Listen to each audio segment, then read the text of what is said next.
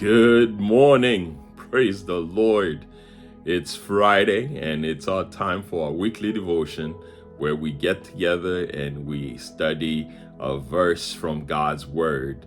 And today, just before I start, again, I want to encourage you to go ahead and share this devotion with someone that you know can use the blessing that you get from it. And I pray that you will share it, you will like it, and just give me a little check. And if you can also leave me a note, that'll be great, and I would appreciate it.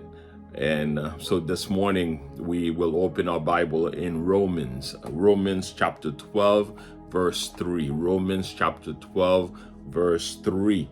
For by the grace given to me, I tell everyone among you not to think of himself more highly than he should think.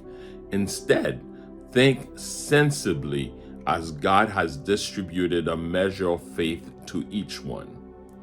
For by the grace given to me, I tell everyone among you not to think of himself more highly than he should think. Instead, think sensibly, as God has distributed a measure of faith to each one. That's Romans chapter 12, verse 3. How do you see yourself? In this verse, the Apostle Paul tells believers to not think more highly of themselves than necessary, but to think with sober judgment, or to be in their right mind. The Greek word for soberly is sophroneo, which means to be of sound mind, to be in one's right mind, or to exercise self-control. The phrase, the measure of faith that God has assigned in Romans 12:3 refers to the idea that God equips every believer with unique gifts and the amount of faith needed to use those gifts effectively. In this passage, faith refers to faithful stewardship, not saving faith. Paul urges people to sacrifice how they use their bodies and minds and to seek to be used by God for his purposes. He says that people should see the world through the lens of what God wants instead of just what they want.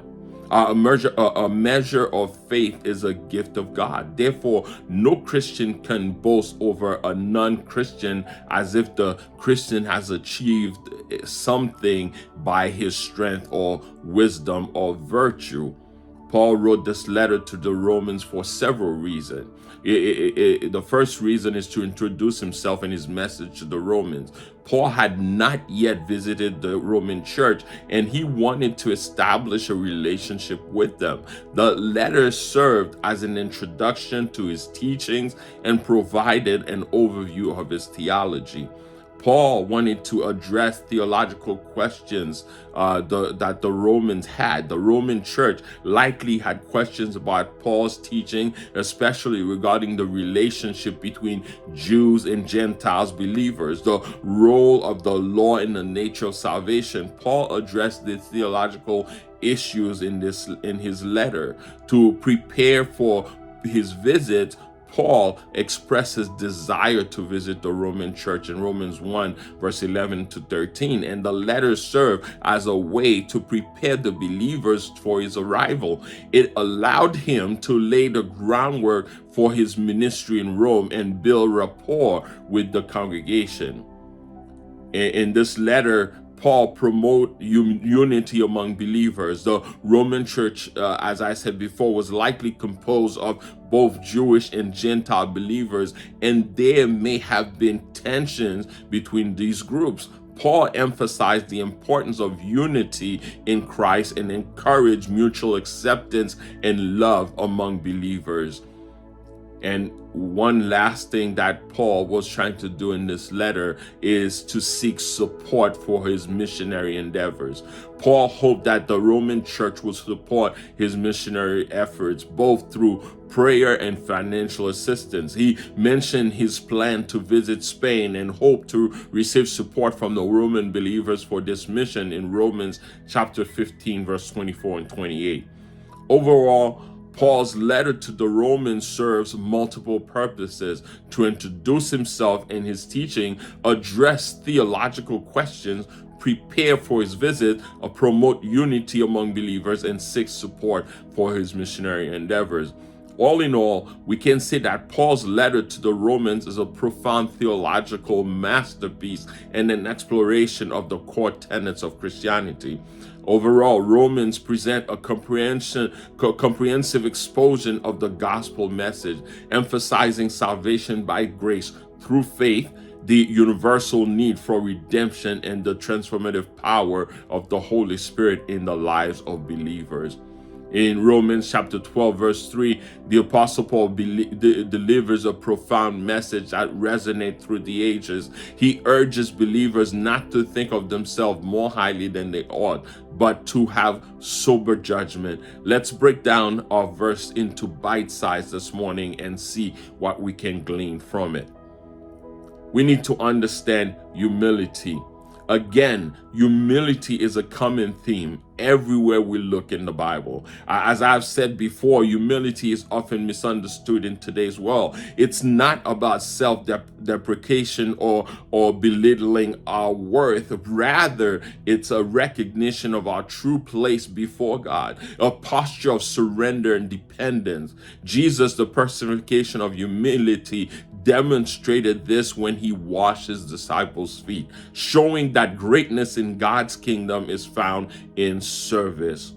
Paul admonishes us not to overestimate ourselves. It's a gentle reminder that our worth and abilities are gifts from God, not achievements to boast about. Humility opens the door to grace, enabling us to recognize our dependency on God and our interconnectedness with each other. In Romans 12:3b, it telling us to practice sober judgment. Sober judgment involves seeing ourselves as we truly are, neither inflating nor diminishing our abilities. It's about acknowledging our strength as gifts from God and our weaknesses as areas for growth. When we have sober judgment, we can serve effectively, knowing that our sufficiency comes from God and God alone. Sober judgment implies clear, rational thinking, devoid of arrogance or self-deception. It involves acknowledging both our strength and limitations realistically. When we assess ourselves honestly, we can identify areas for growth and seek God's guidance to develop our character and talents. In Romans 12, verse 3c, the last part, it embraced God's distribution of faith. Paul reminds us that God has distributed faith to each believer according to his will. This distribution is intentional, reflecting God's diverse purposes and plans for his kingdom. Rather than comparing ourselves to others, we should embrace the unique gifts and faith God has given us and use them faithfully. Paul reminds us that God has distributed faith to each believer according to his divine plan. This reinforces the idea that God equips us for the roles he has ordained us for. Trusting in his provision frees us from the pressure to conform to others' standards and allows us to embrace our authentic identity and purpose. Now, how do we apply these words into our daily life? See, first, we need to cultivate a spirit of humility by daily surrendering our will to God the Father. Second, let's practice sober judgment by honestly assessing our strengths and weaknesses. And finally, we need to embrace the faith God has given us, trusting in his provision and stepping out boldly in obedience to God.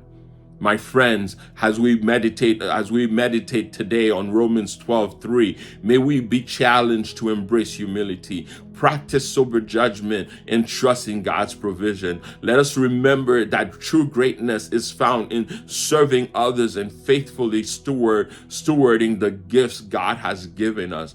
As we walk this path of humility, may we experience the abundant life that comes from living in alignment with God's purpose. As our verse said this morning, let us not think of ourselves more highly than we should. Instead, we need to think sensibly, as God has distributed a measure of faith to each one of us individually. Amen. Let us pray. Heavenly Father, we thank you today, oh God. We thank you for the wisdom of your word. Teach us, oh God, to work in humility, to have sober judgment, and to trust in your provision today. May our lives, oh God, be a reflection of your grace and love to the world around us. Gracious Father, teach us, oh God, to walk humbly.